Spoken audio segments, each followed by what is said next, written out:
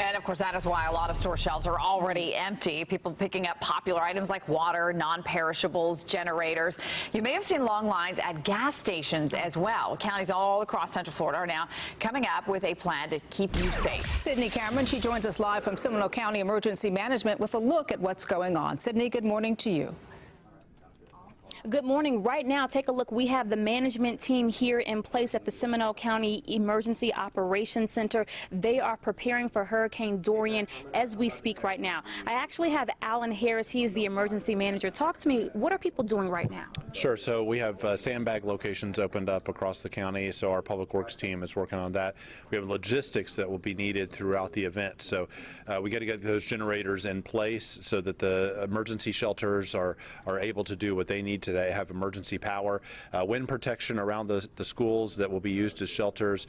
We're contracting with some medical staff, of course, to come in and help with the persons with special needs.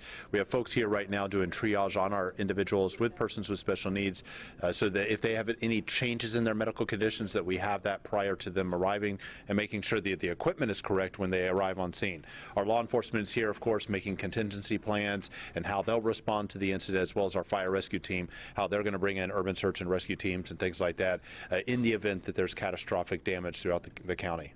Definitely a lot of things that play very busy here this morning. I want to walk through this center if we can, because there are a lot of tables situated here. A lot of the seats are empty right now, but you're saying that pretty soon these chairs are all going to be filled with who, and what are they going to be doing? Sure. So we have about 100 folks that will be in the center when it's fully operational, and that's broken down into 3 different branches.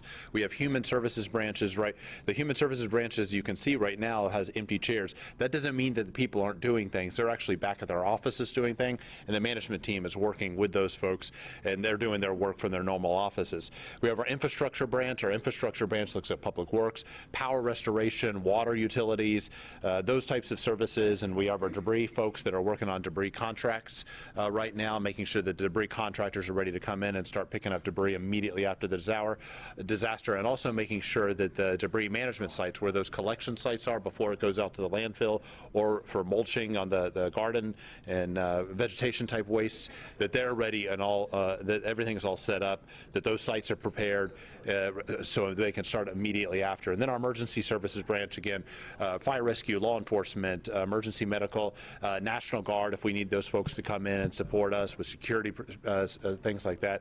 That is actually staffed, but it's minimal staff right now because a lot of things are happening out in the field. And I want to ask you really quickly, 2-part question. 1, what are the challenges in preparing for Dorian? And then 2, you all have some new technology to help out this time around. Sure. So obviously the big challenge is how big the cone is, right? It's the entire state of Florida. So we want to prepare, but we also know that it can go anywhere. So anywhere in that cone. So really from Jacksonville to Miami, this thing can come in. But right now we're in the center of the cone, so we need, of course, to take a little bit more forward approach, and that's why we've been proactive. And we're just going to try to do things as best as possible. Right. Thank you so much, Alan, and good luck to them as they continue to ramp up. We're going to hear more from the Emergency Operations Center over the next couple days. For now, reporting live in Seminole County, Sydney Cameron, Fox 35 News.